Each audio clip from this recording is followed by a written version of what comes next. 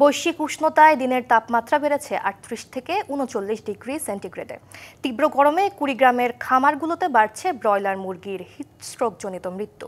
লোকসানে পড়েছে প্রান্তিক খামারিরা। এই অবস্থায় বেশি তাপমাত্রা সহনশীল জাতের মুরগির ব্যবস্থা হলে লোকসানের হাত থেকে রক্ষা পাবে বলে মনে করছেন প্রান্তিক খামারিরা। উচ্চ তাপমাত্রা সহনশীল জাত সহসাই মিলবে বলে আশ্বস্ত করেছে প্রাণী সম্পদ বিভাগ। উত্তরের জেলা কুড়িগ্রামে গত কয়েকদিন ধরে তাপমাত্রা ৩৮ থেকে ৩৯ ও ৪০ ডিগ্রি সেন্টিগ্রেডে ওঠানামা করছে। স্বাভাবিকের চেয়ে বেশি তাপমাত্রা বৃদ্ধির ফলে পোলট্রি ব্যবসায় দেখা দিয়েছে হিটস্ট্রোকজনিত রোগ।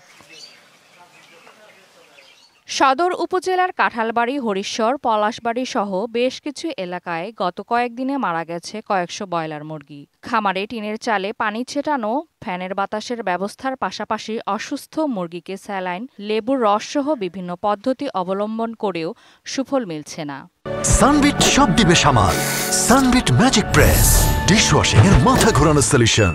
পরে স্যালাইন খাওয়াই, পানি খাওয়াই, তারপরও যদি এরপরও রক্ষা না হয় ৩৮ পার হয়ে যায়, এক্ষেত্রে আমরা টিনের চালের উপরে পানি দিই আর কি। মুরগির হিট স্ট্রোকে অনেক মারা গেছে, আমাদের অনেক লোকসানের পথে।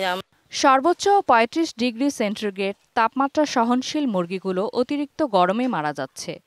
এমন কোনো জাত যদি উদ্বোধন হয় বর্তমান যে আবহাওয়া সেটা সহিষ্ণু, তাহলে আমরা বিশেষভাবে উপকৃত হব।